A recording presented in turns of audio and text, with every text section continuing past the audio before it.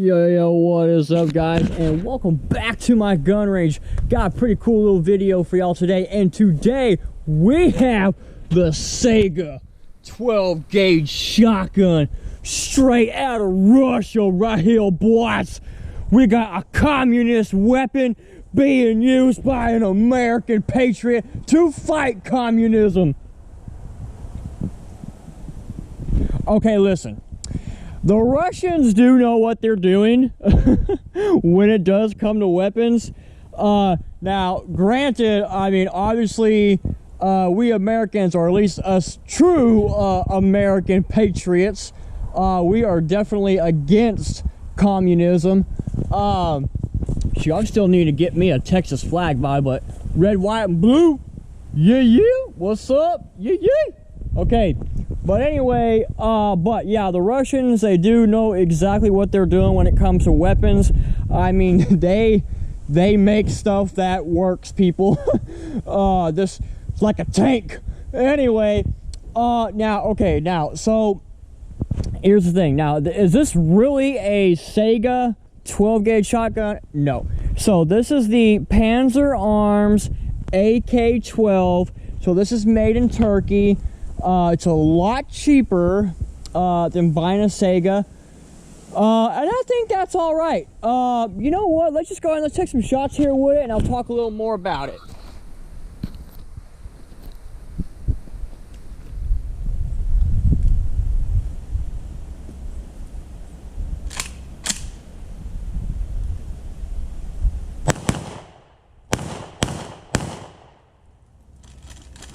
Yo, boy, get you some. Okay. All right, so I was just running some high brass birdshot loads there. Okay, so where do I want to go ahead and start with this weapon here?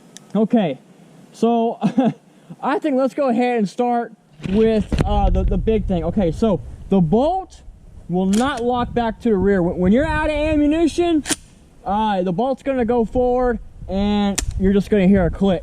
Now, if you know how many rounds you have in your magazine, and you can kind of count those shots and just stop and leave the hammer down, so that way it's a little easier to rack. So to load this gun, so it's a little tricky. Let's see here. I know not to put anything on the table because it makes a rattle noise. I know it kind of rattles the table on camera. But hold on.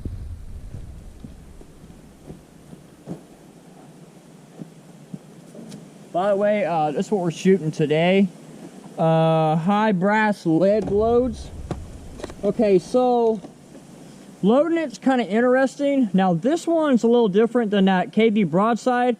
The ears are more pronounced, so it makes it a little more obvious on how you need to load it. Now, okay, so it can be still a little tricky at times to load, but I mean, you gotta be forceful with this thing. I mean, you know, I'm gonna be honest with you. I mean, you gotta treat this gun like it's your beat. You know what I'm saying? I mean, you gotta be rough with it, man. Cause especially when loading that magazine, man, you know, you're too soft or whatever. I mean, them rounds, they will not stack in place properly. You gotta get them in there. But yeah, so this is just a 5-round magazine. Now, one downside to this weapon, so like with an AK-47, right? You could take your loaded magazine and you can just rack it in there, and when you're ready to shoot, go ahead and cock the weapon back. You're ready to rock and roll. Guys, you can do that like you just saw me. Like there was nothing in the chamber, I was able to cock it back. But it is hard to freaking get that magazine to lock it. Like when you load up a fully loaded magazine, it's very hard to lock this into a weapon.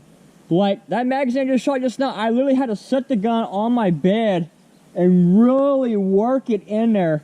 Like you cannot just like in the heat of a battle just real quickly, oh, just, you know, just throw that other magazine into a weapon and you're ready to rock and roll. You can't do that. There is a downside to this weapon. When you run dry, realistically, the best way to reload this is Put your left hand on the charging handle, bring it back, and you kind of have to guess. Push up on this little tab on the trigger. Oh, see, I messed up. Okay, see, there's this little tab right here on this trigger. Cock it back all the way, push up, and you have to let it go forward so it catches. And then when the bolt is retracted to the rear and caught, then you can take your fully loaded magazine, and you can see, there you go. It just goes in there nice and smooth, no problems whatsoever. But with the bolt forward, that is a job to try to get that magazine locked in. You are not going to do that in the heat of battle. So, you know, if you're in a gunfight and this is your shotgun of choice, you have to remember, click, gun ran dry, bring the bolt back, let it catch, put your next magazine in, and then you have to cock it again, and the bolt will go forward.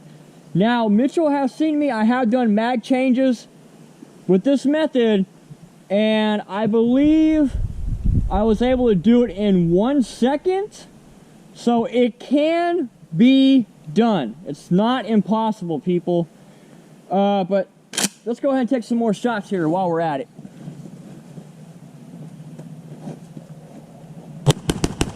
Woo! That literally almost knocked me on my butt. First time y'all see that on camera. Woo! Those some hot loads. Hey, that's all right though. That's American freedom right there, boy. Okay. Woo! That's a good time right there. You can't do that in the city. Okay. So now what else about the weapon? Okay, hold on. Let me get this magazine. You can see I gotta be really forceful with the magazine to get it loaded up, or else the rims of the shells, they won't line up and they'll catch and it'll be all jacked up. Okay, so let's put it on safety. We'll leave the bolt back though. Now you can attach an optic to the shotgun. They got those like rails that slide on, and you can put an optic on it. Me personally, since it's a shotgun, I really don't feel like I need it. I feel like the iron sights are good enough, and they are good, because you do get a little golden bead right here, and it's super easy to pick up. Okay, so another thing I do like about this weapon is I do like the build quality of it. Like the KV broadside, I mean, I know it's made in China, and when you pick that gun up, it just feels like a toy. When you pick this up, like, this thing has got freaking weight to it. I mean, this feels like a blue-collar working man's gun right here. I mean, it just feels like something that just works. Another downside I would say, though, to it is, like, so this gas regulator right here, I could not find no info on. Like, I was looking through the instruction manual. I was like, Mitchell, do you see any information about this gas regulator? And we could not find any info on it. So I've been running everything on these 2 dots, including buckshot. So I hope the gun is able to, you know, handle all that. Because, like, I can't even really turn this thing. It just seems like it doesn't want to move. No, I can't really move it. So, I couldn't find no information on that. I looked up YouTube videos on it. I can't find no YouTube videos on, like, how you should set this up for running different loads, like this high brass stuff I'm shooting right now. I can't find no info on it. What else do I like about it? Just the looks. It's beautiful. I love the wood. It's like, I think it's Turkish walnut, I believe. What else do I like about it? It's a 12 gauge. Okay, so now some people have complained about threads not being on the outside of this weapon. Instead, the threads are internal. As you can see right there, the choke is internal. I kind of like that, to be honest with you. And I'm going to tell you why. Because with the KV broadside, yeah, you can put on one of those freaking Vepr 12 muzzle brakes and whatever, and you can lower the recoil. And you can't do that with this shotgun, unfortunately. But at least with an internal choke, people, when you're running buckshot, that's what you're going to actually want. So you're not going to be able to reduce your recoil, but at least with an internal choke, at least you can get a tighter pattern downrange. I mean, I don't know about y'all, but if somebody's breaking in, like, I want those pellets to stack. You know what I'm saying? And so I do like that about the weapon. All in all, it's built just like an AK. It's super easy to take down, clean. I do like the sling mounts. I feel like they're in a really good area. It has a very good trigger. The trigger on this is better than the KV broadside.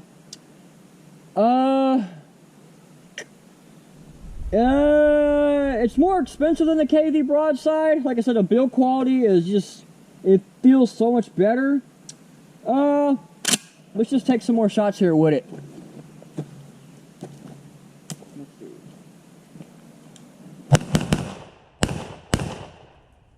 Yeah, it's just stupid fast, man. And I'm able to get the patterning that I want out of it.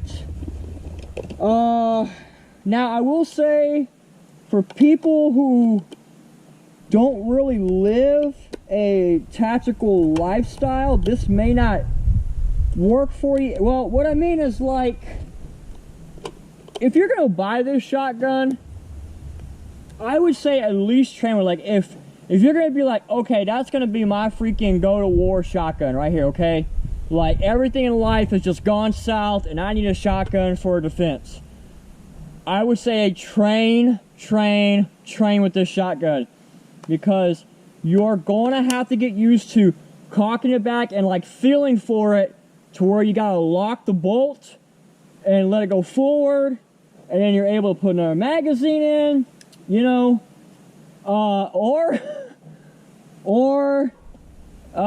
you can spend a lot of extra money and you can get a drum magazine for it and just say, okay, when that drum mag runs out, I'm just done. But now the reliability of drum mags are questionable also, so, you know, it's kind of hit and miss. But extra magazines, they are not cheap. They are very expensive, you know. But out of the gate, I do think it is a very nice shotgun. And I'm also going to be making a versus video, guys, where I'm going to be comparing this to the KV broadside or the SDS Imports VP12. And I am going to give y'all my opinion on which one is better. But for right now, let's go ahead and take some more shots, guys.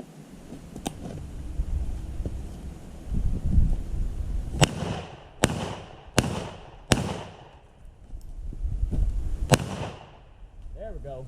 Contact down, boy. All right. Bolt back to the rear. You got to feel for it. Lock it back. Take your magazine out.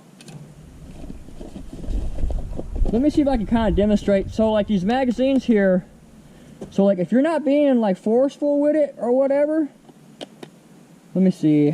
I'll try to show you what one looks like when it doesn't go back all the way.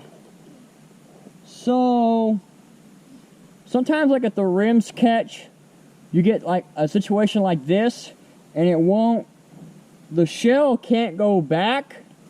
So, I might be able to do it with my finger, but, like, so what you might have to do is take your secondary finger and push down. When you get a jam, push down on the other one that's in the mag. You might have to use you might actually have to use a tool for this. I got it. And then, like, as you're pushing down, push back. Okay. Last magazine. So, it's a little more intuitive. There's a lot more steps that are involved with this weapon. But, is it worth it? I think so. But at the same time, guys, like I say, make sure you train if this is going to actually be your shotgun of choice. But if it's not your shotgun of choice and you're just buying it for fun, rock and roll, boys, America.